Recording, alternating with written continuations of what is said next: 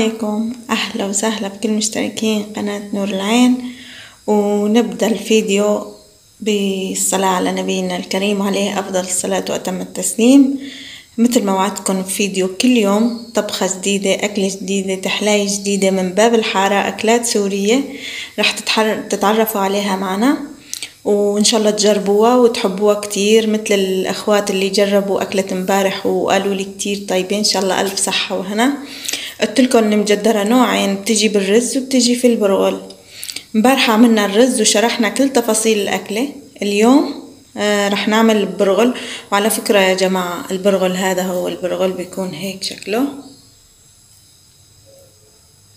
والبرغل كتير كتير مفيد لدرجة يعني أكتر من الرز. حتى نحن زمان كان بسوريا يقولوا البرغل بسامير الركب، يعني كتير قوي، بيقوي العظم، كتير منيح يعني، ولذيذ كمان.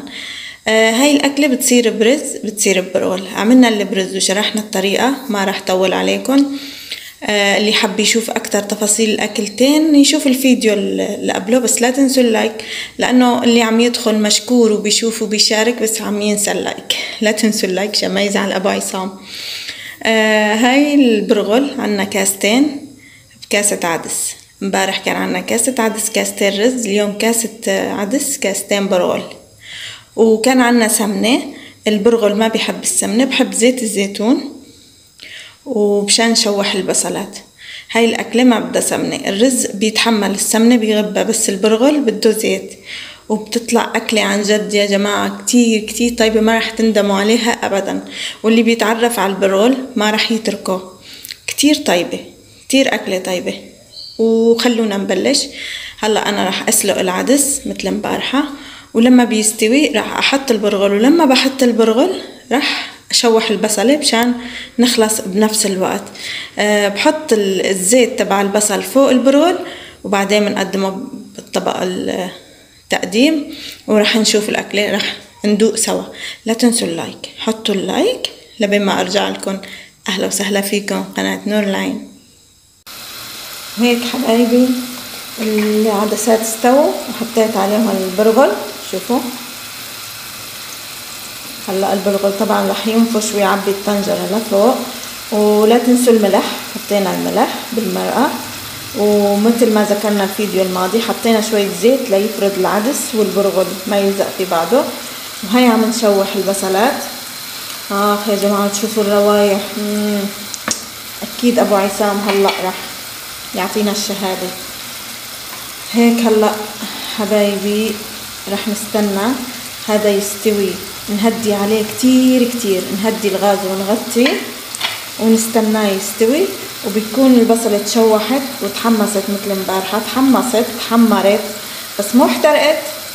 وخليكم معنا لتشاهدوا الطبخة بلمساتها الأخيرة. حطوا اللايك لتشوفوا الصحن جاهز وندوق سوا. وهيك استوى معنا البرغل والبصلات تحمروا. هلا مثل رح نحط الزيت فوق البرغل.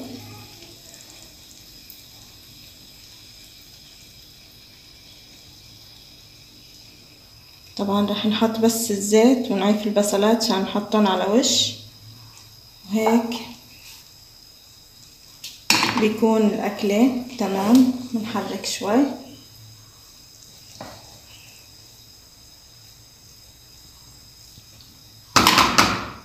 شوفوا شفتوا شكلها. ويا جماعة لو تشموا الريحة عن جد بتجنن. هلا شوفونا بطبق التقديم.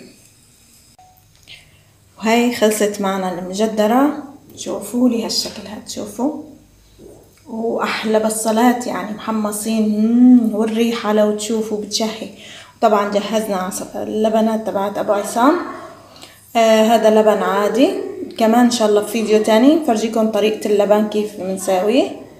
وهذا لبن جنبه، يعني مجدرة كتير طيب جنب اللبن، رايب ولا لبن عادي اللي تحبوه. وهيك بيكون المجدرة صارت معنا. رح ندوق لأنه أنا ما بقدر، بدي أدوق. شوفوا لي هاللقمة هاي.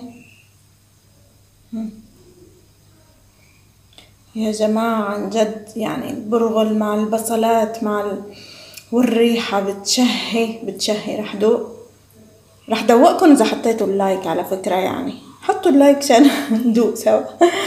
رح دوق. عن جد شي طيب. خليكم معنا فيديو جديد وأكلة جديدة من أكلات باب الحارة، وشكرا لكل مشتركين نور العين، وأهلا وسهلا. سلام.